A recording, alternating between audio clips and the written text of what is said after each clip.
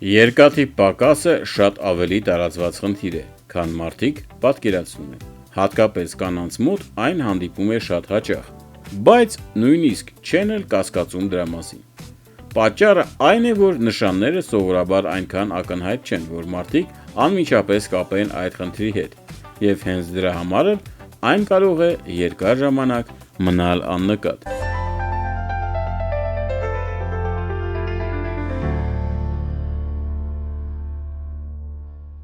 Մինչ նշաններին անցնելը կարևոր է հասկանալ, ինչ դեր ունի երկաթը օրգանիզմում։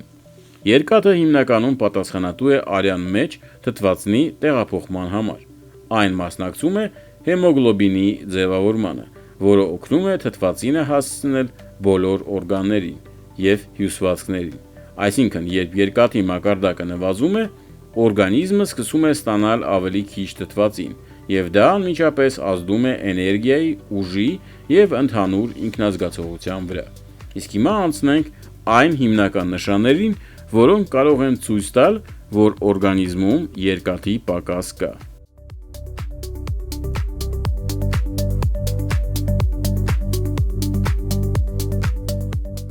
Եթե ուզում եք հասկանալ ձեր օրգանիզմի ազդանշանները և ժամանակին կանխել խնդիրներ, անպայման բաժանորդագրվեք ալիքին, որովհետև այստեղ խոսում ենք առողջության մասին պարզ և հասկանալի ձևով։ Առաջին և ամենատարածված նշաններից մեկը կապված է էներգիայի մակարդակի հետ։ Շատ կանայք սկսում են զգալ, որ նույնիսկ փոքր գործերից հետո արագ են հոգնում, և օրվա ընթացքում ուժերը կարծես արագ սպառվում են։ Նույն առօրյան, նույն ծանրաբեռնվածությունը, բայց մարմինը կարծես այլ կերպ է արձագանքում։ Հաճախ սա չեն կապում որևէ խնդրի հետ և վերագրում են սթրեսին, քնի պակասին կամ պարզապես ծանր օրերին։ Բայց երբ այս վիճակը կրկնվում է երկար ժամանակ, դա արդեն կարող է լինել նշան, որ օրգանիզմում երկաթի մակարդակը բավարար չէ,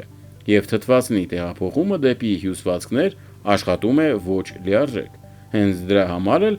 մարդը կարող է զգալ անընդհատ թուլություն, նույնիսկ այն դեպքում, երբ կարծես հանգստացել է։ Երկաթի պակասի դեպքում երկրորդ շատ հաճախ հանդիպող նշանը կարող է լինել գլխապտույտը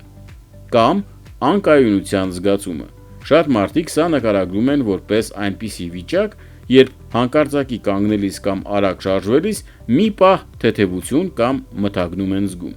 Հաճախ դա տեղի է ունենում, որովհետև օրգանիզմը բավարար թթվածին չի ստանում, և արյան շրջանառությունը մի փոքր դանդաղ է աշխատում։ Բայց այստեղ կարևորն այն է, որ այս նշանը հաճախ շատ կարճ է տևում, և մարդիկ պարզապես չեն կարևորում այն։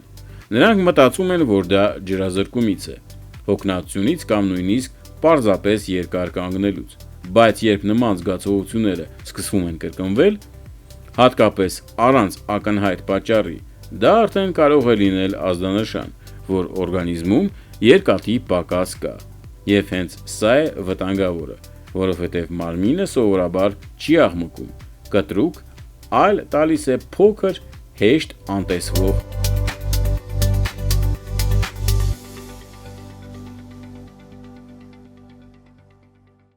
Իսկ ամենահետաքրքիրն այն է, որ հաջորդ նշանը շատերը ունեն, բայց երբեք չեն կապում երկաթի պակասի հետ։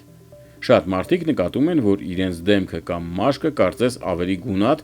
և անառողջ տեսք է ստանում։ Երբեմն նույնիսկ շատերը կարող են կորցնել իրենց բնական վառ գույնը, իսկ ընդհանուր տեսքը դառնում է ավելի հոգնած։ Սա շատ դեպքերում մարդիկ կապում են քնի պակասի, սթրեսի կամ եղանակային փոփոխությունների հետ։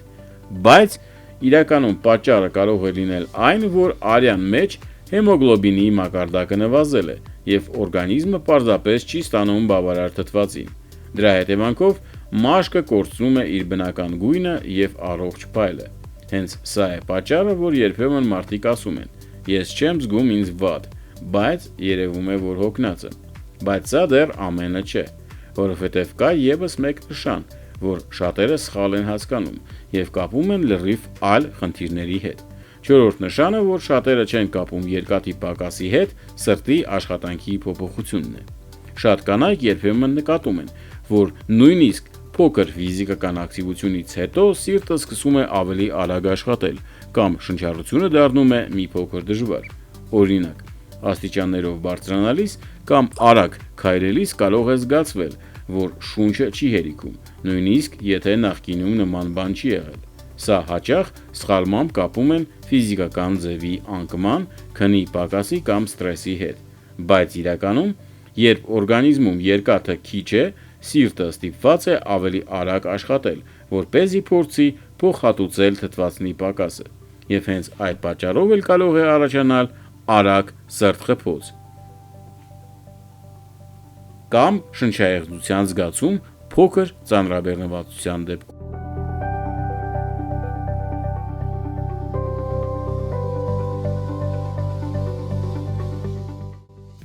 Սա կարևոր ազդանշան է, որը չի կարելի անտեսել, հատկապես եթե այն կրկնվում է հաճախ։ Եթե նկատում ես նման նշաններ,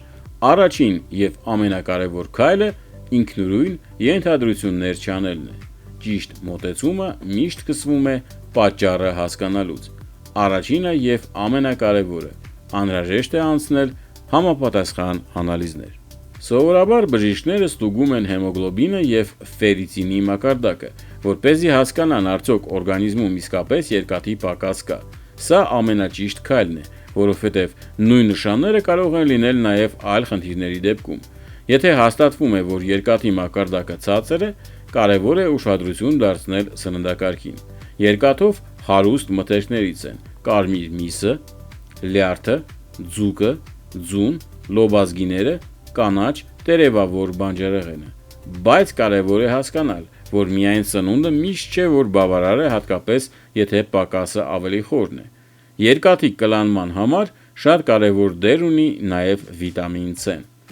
Օրինակ, եթե երկաթով հարուստ սնունդը համակցվում է թարմ բանջարեղենի կամ մրգերի հետ, օրգանիզմը ավելի լավ է կլանում այն։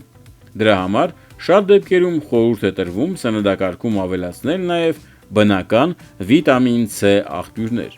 Կան նաև սովորություններ, որոնք կարող են վատացնել իրավիճակը։ Օրինակ, շատ սուրճի կամ թեյի օգտագործումը ուտելուց անմիջապես հետո, անկանոն սնվելը, երկարատև դիետաները առանց վերահսկման։ Սրանք կարող են նվազեցնել երկաթի կլանումը օրգանիզմում։ Կարևոր է նաև ընդհանուր վիճակը։ Քնի պակասը, երկարատև ստրեսը եւ ֆիզիկական ծանրաբեռնվածության բացակայությունը կարող են ավելի խորացնել հոգնածության զգացումը։ Դրա համար շատ կարևոր է հավասարակշռված ռեժիմ պահելը՝ քուն, սնունդ եւ հանգիստ։ Լավ նորությունը այն է, որ ժամանակին հայտնաբերելու եւ ճիշտ մոտեցում ցուցաբերելու դեպքում իրավիճակը շատ դեպքերում հնարավոր է կարգավորել։ Եթե այս տեսանյութը օգտակար էր քեզ համար, մի մոռացիր լայք դնել եւ բաժանորդագրվել ալիքին։ Իսկ մեկնաբանությունում գրեք ձեր հուզող հարցերը եւ մեր մասնագետները շատ արագ կպատասխանեն։